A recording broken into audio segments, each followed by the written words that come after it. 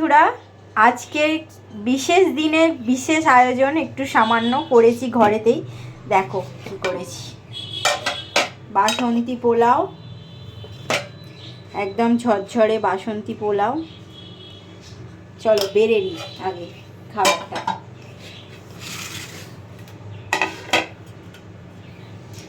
আজকের বিশেষ দিনে সামান্য কিছু আয়োজন। আজকের বিশেষ দিনটা কি সেটা তো তোমরা সকালে দেখেই নিয়েছো।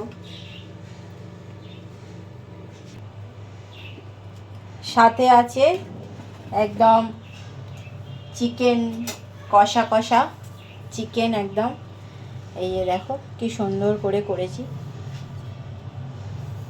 এই যে চিকেন কষা করেছি, এই ছেলেকে এখন খেতে দিচ্ছি।